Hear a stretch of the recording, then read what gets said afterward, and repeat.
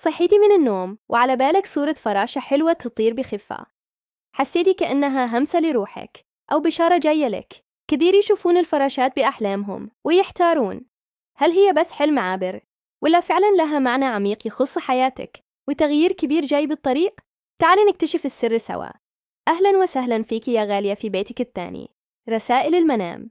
حلم الفراشة من الأحلام اللي دايم تحمل طاقة إيجابية جميلة ورسائل ملهمة، وغالباً ما تكون مرتبطة بمرحلة جديدة أو تغيير حلو بحياتنا. عشان كذا اليوم خصصنا هالفيديو عشان نتعمق في تفسير حلم الفراشات كدلالة قوية على التحول الشخصي والنمو والحرية الروحية والنفسية.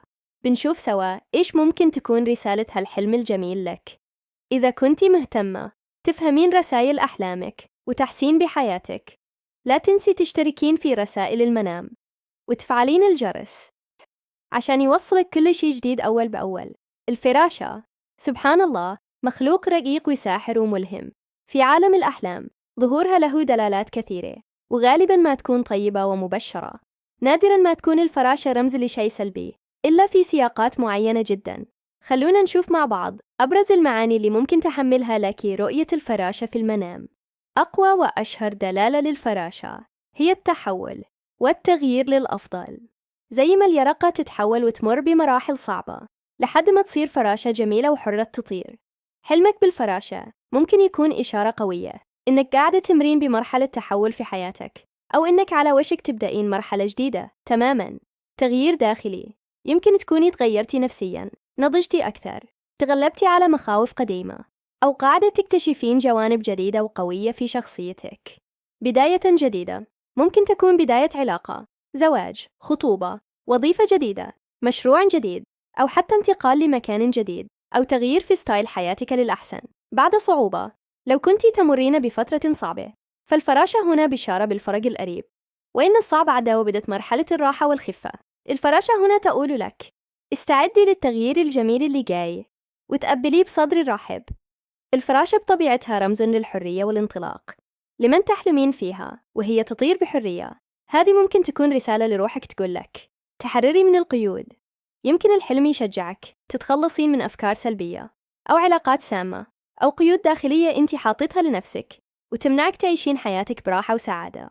تعبير عن الذات ممكن يكون تشجيع لك عشان تعبرين عن نفسك الحقيقية بحرية بدون خوف من حكم الآخرين. خفة الروح والتفاؤل. الفراشة تذكرنا بالجانب الحلو والخفيف في الحياة وتشجعنا نعيش اللحظة بفرح وتفاؤل. اتصال بالروح. للبعض الفراشة ممكن تكون رمز للتواصل مع جوانب أعمق من روحهم أو علامة على نموهم الروحي، كأن روحك تقول لك افردي جناحاتك وانطلقي. طيب، هل لون الفراشة أو حالتها يغير المعنى؟ غالباً يعطي تفاصيل إضافية. فراشات كثيرة وملونة. أخبار سعيدة متتالية. مناسبات حلوة. بهجة عامة في حياتك.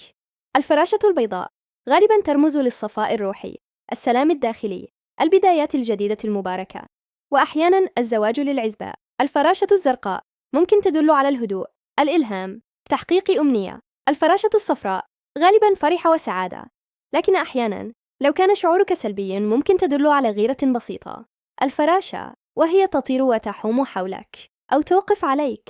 أخبار سارة جداً قريبة، أو شخص عزيز قادم، أو حتى قبول ودعاء مستجاب. صيد الفراشة أو إمساكها، تحقيق هدف أو أمنية كنتي تسعين لها. طبعاً الشعور المصاحب للحلم دايم مهم جداً في تحديد المعنى الدقيق. من ناحية نفسية، الفراشة في حلمك ممكن تكون انعكاس لرغبتك الدفينة في النمو والتغيير والتعبير عن ذاتك بجمال وخفة. هي رمز للأنوثة، للرقة، للقوة الناعمة اللي قادرة تتخطى الصعاب وتزهر. عقلك الباطن يمكن قاعد يستخدم رمز الفراشة عشان يقولك أنت قادرة تتغيرين للأحسن. لا تخافين من التعبير عن جمالك الداخلي والخارجي. احتضني مراحل التغيير في حياتك لأنها جزء طبيعي من النمو. ابحثي عن خفتك وحريتك الداخلية. الحلم هنا زي الصديق اللي يذكرك بإمكانياتك وقدرتك على التحول. إذن يا حبيبتي، إذا حلمتي بالفراشة تفاءلي وابتسمي. غالباً هي رسالة جميلة جداً من عقلك الباطن، أو حتى رسالة روحية تحمل لك بشارة بالتحول، بالنمو، بالحرية. وبالبدايات الجديدة السعيدة.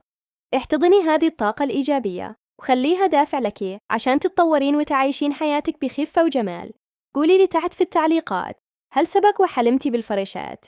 كيف كان شكلها وإحساسك وقتها؟ شاركينا قصتك وخلينا كلنا نستلهم من بعض. ولا تنسين تتابعين رسائل المنام عشان نستمر نغوص سوا في أعماق النفس وأسرار الأحلام.